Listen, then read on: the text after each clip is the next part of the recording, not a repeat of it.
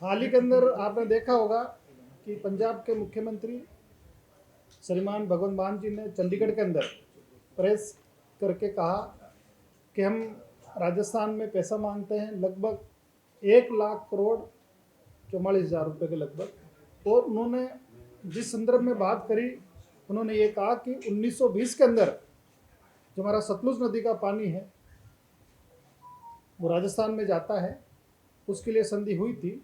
हाँ, ये ठीक है कि 1920 के अंदर बीकानेर रियासत, बाबुलपुर रियासत और ब्रिटिश गवर्नमेंट, इन तीनों के बीच में संधि हुई थी, लेकिन वो 1920 की बात है।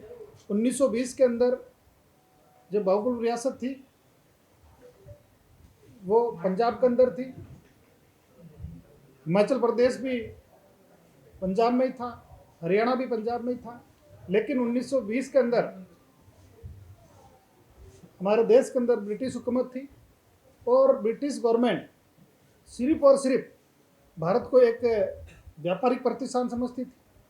कोई भावनात्मक रूप से या सैद्धांतिक रूप से या विकास का एजेंडा लेके भारत में वो नहीं आए थे। वो सिर्फ और सिर्फ एक व्यापारिक कंपनी थी और कोई भी व्यापारिक कंपनी सिर्फ और सिर्फ अपने हित की बात करती है। ब्रिटिश गवर्नमेंट ने जब वो यहाँ पे हुकूमत कर रही थी तब हर समझौता सिर्फ और सिर्फ उनको आर्थिक लाभ के लिए था।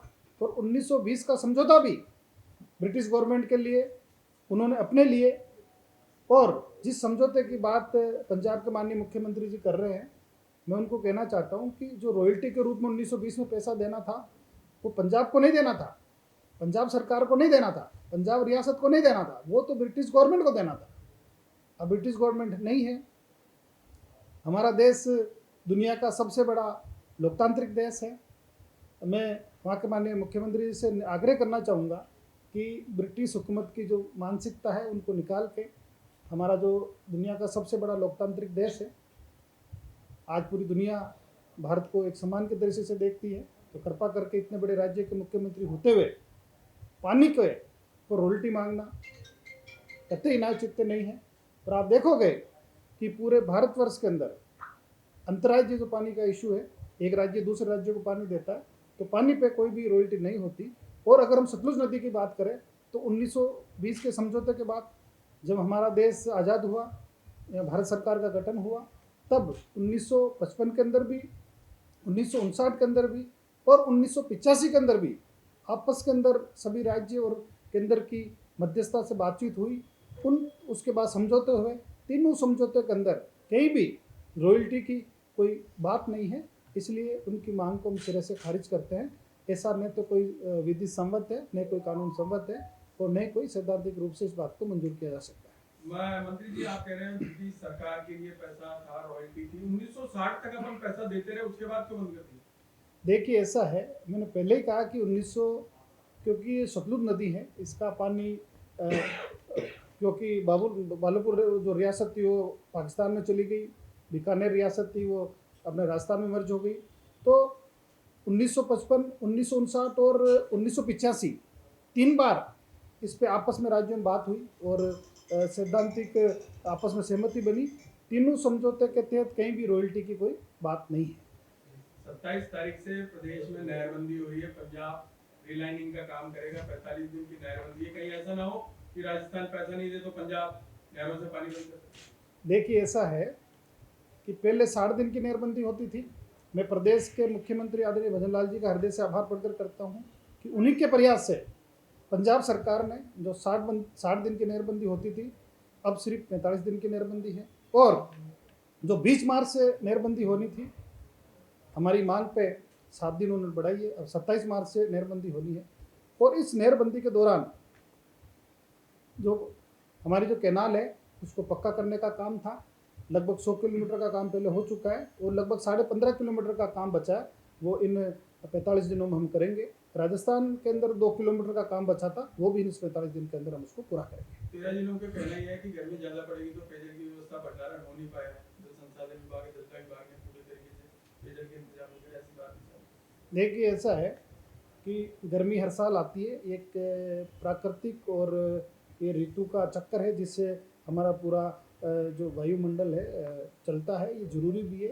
गर्मी हर साल आती है, इसलिए हमें पहले ही पता था कि गर्मी आ रही है, इसकी एडवांस में हमने तैयारी करी है। ऐसा नहीं है, और ईश्वर की कृपा से पिछले 2 वर्षों से माननीय मुख्यमंत्री जी का पग फेरा राजस्थान के लिए अच्छा है। लगातार 2 वर्षों के अंदर राजस्थान के जितने भी बड़े बांध हैं वो लगभग 90% लबालब हैं।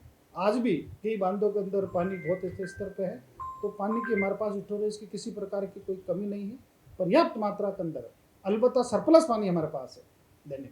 पंजाब को ये मुद्दा क्या वहाँ के चुनाव से पहले ध्यान आया, ये इलेक्शन का एजेंडा हो सकता है, आने वाले चुनाव तक इसको जिंदा रखते हैं? देखिए, निश्चित रूप से उनकी बात से यही लग रहा है कि सिर्फ और सिर्फ ये चुनावी एजेंडा है, क्योंकि 2019 की वो बात कर रहे हैं, आज 1920 की बात कर रहे हैं, आज 2026 आ गया। तो इतने लंबे अंतराल के बाद इस तरह की बात करना सीधा साधा इसका यही है कि कोई राजनीतिक स्टैंड, राजनीतिक मुद्दा होगा उनका। देखिए, इससे पहले अकाली दल ने भी जो मीटिंग की थी कुछ दिनों पहले, उन्होंने भी कहा था कि अगर हमारी सरकार बनती है तो राजस्थान को जो पानी जा रहा है उसको हम बंद करेंगे, क्योंकि पाकिस्तान पंजाब का हिस्से का पानी पंजाब के पास रहना चाहिए।